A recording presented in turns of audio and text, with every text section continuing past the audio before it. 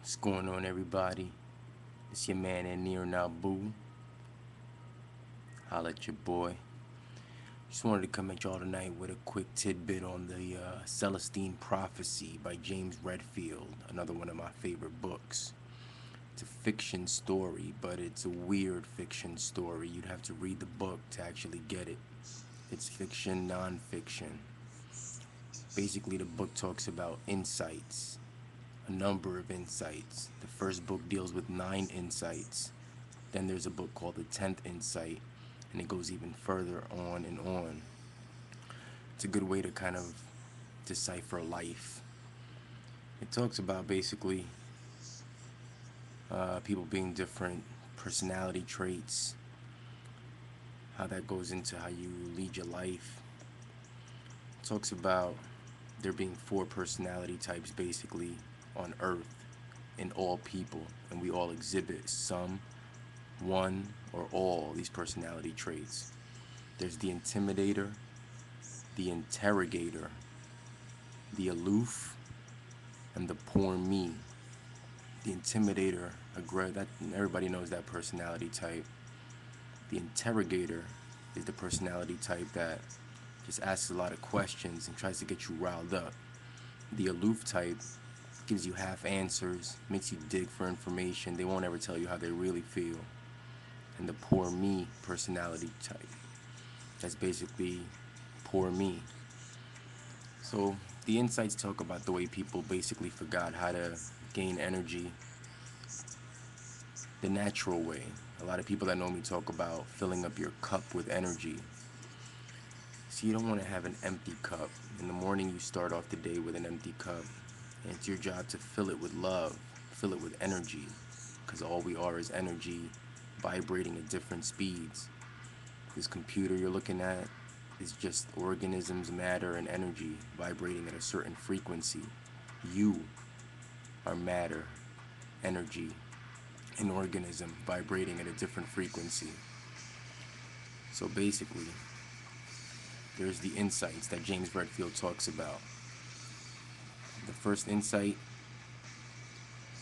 it's a new spiritual awakening occurring in human culture, an awakening brought about by the critical mass of individuals experiencing their lives as a spiritual unfolding. It's like a journey, basically. So the first insight deals with all of us changing the way we think and the way we act on Earth. A lot of people talk about 2012 as the end of times, but a lot of other people talk about 2012 being the time when the whole planet goes through a spiritual consciousness, kind of like this first insight by James Redfield. The second insight, this awakening represents the creation of a new, more complex worldview which replaces a 500-year-old preoccupation with secular survival and comfort. While this technological preoccupation was an important step, our awakening to life's coincidences is opening us up to the real purpose of human life on the planet and the real nature of the universe we live in. A lot of people that know me know that I don't believe in coincidence. I wish that word was eradicated from the dictionary, to be honest, because there's no such thing as coincidence. We all make things happen. It just seems like coincidence. The third insight, we are now experiencing that we don't live in a material universe, but in a universe of dynamic energy. Everything is a field of sacred energy and we can sense it. Moreover, we humans can project our energy by focusing our attention in the desired direction where attention goes and energy flows. Basically, it's like people say, when you put your energy towards something, you can actually make things happen. You will it. Because everything around us is the same exact energy we're made up of. The fourth insight. Too often humans cut themselves off from the greater source of energy, and so we feel weak and insecure. To gain the energy we need to manipulate or force others to give us that attention, thus giving us energy that we feel we need. When we successfully dominate other people in this way, we feel more powerful, and we leave the other person feeling weakened. And then of course they want to fight back. Competition for scarce human energy is the cause of all conflict between people. Like I said, it's like you gotta fill your cup with energy. If you don't know how to fill it with love and appreciation and doing good things and just feeling good all day instead of negative, you're going to try to get it one way or the other because your body and your energy field craves for it. So you're going to get it one way or the other by being an intimidator, an interrogator, being aloof, or just being poor me. Figure out which one you are, or which one you exhibit the most. The fifth insight. Insecurity and violence ends when we experience an inner connection with divine energy, within a connection described by the mystics of all traditions. A sense of lightness, buoyancy, along with the constant sensation of love are measures of this connection. If these measures are present, the connection's real. If it's not, then it's only pretend. The sixth insight. See, the more we stay connected, the more we are actually aware of the times when we lose connections, usually when we're under stress. In these times, we can see our own particular way of stealing energy from other people. Once our manipulations are brought to the personal awareness of ourselves, our connection becomes more constant, and we can discover our own growth and our own spiritual mission, the personal way we can contribute to the world instead of stealing energy from it. Seventh insight. Knowing our personal mission further enhances this flow of mysterious coincidences as we are guided towards our own destiny.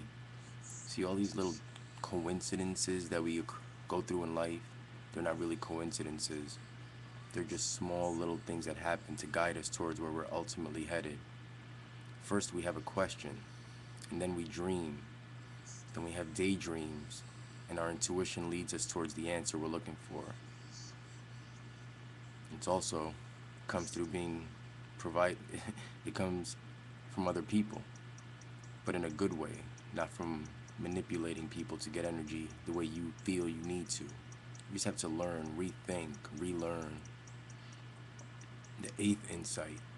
We can increase the frequency of guiding the coincidences in our lives by uplifting every person that comes into our lives. Uplifting others is especially effective in groups where each member can feel the energy of others. With children, it's extremely important for their early security and their growth and their reassurance in life. By seeing the beauty in every face we look at, we lift others into their wisest self and increase the chances of hearing a message synchronistically, emotionally, spiritually. The ninth insight. As we evolve toward the best completion of our spiritual mission, the technological means of survival will be fully automated as humans focus on synchronistic growth instead of technological growth. Basically, stay in tune with yourself as a human. Don't let dependency fall on you.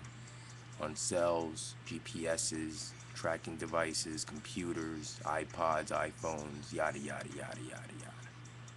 Last insight in the Celestine prophecy. The 10th insight is the realization that throughout excuse me, I'm getting beklempt talking about the Celestine prophecy. The 10th insight is the realization that throughout history, human beings have been unconsciously struggling to implement this lived spirituality on earth. Each of us comes here on an assignment. As we pull this understanding into our consciousness, we can remember a full birth vision of what we want to accomplish. Celestine prophecy, great read. You might actually learn something. And it doesn't have to be from a self-help book or even a book like Behold the Pale Horse. You could read a little fiction and still gain some insight. Remember the 4 personality types, and throughout the day try to figure out which one you are or which one you're exhibiting. Are you an intimidator, an interrogator? Are you aloof? Or are you just poor me? Either way, they're all bad. They're not ways to get energy on earth. The way to get energy is through positivity. ENIR NABU. Holla at your boy. Go read a book. Oh. My barber hooked me up today. Goose, what up?